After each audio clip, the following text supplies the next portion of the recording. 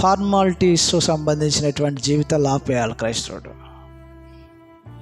ఏంటి ఫార్మాలిటీస్?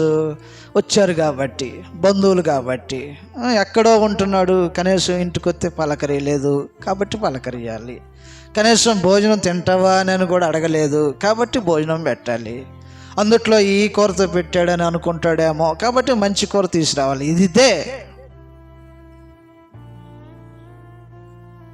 భగవానిగా లోపల ఉంచుకొని బయట ఏం పెడితే నీ సహోదరుడికి, నీ సహోదరికి, అందువల్ల తోబుట్టుతో ఎలాగుండాలా?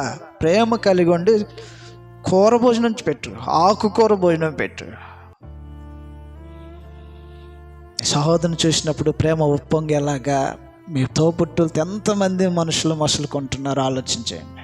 లేదా ప్రేమ, లేదా ఆప్యాయత, అసలు వాళ్ళని చూడగానే ముఖం చేదరించుకున్నట్టుగా మళ్ళీ వీళ్ళు వచ్చారు ఒక 2 రోజులు అనే భారంగా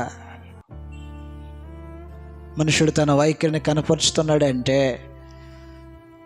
దేవుడు అనుగ్రహించినటువంటి బాంధవ్యం, సహోదరత్వం. ఇది సహోదరత్వం, దేవుడు అనుగ్రహించినటువంటి సహోదరత్వం. ఏశావు యాకోబుల గురించి మాట్లాడేటప్పుడు ఏమంటాడంటే, మీ మధ్య సహోదర బాంధవ్యం ఉంది, అది తెంచేసుకుంటున్నావు నువ్వు అని అన్నాడు.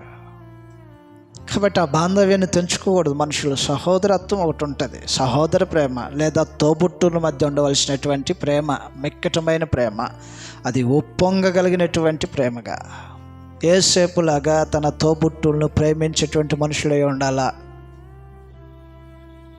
ఊరికనే పేరుకి పైన కనిపించడానికి చూపించేటువంటి ప్రేమ అంగీకరించబడేది కాదు. ఈ తోబుట్టుల మీద ఆ ప్రేమ నీకుందా?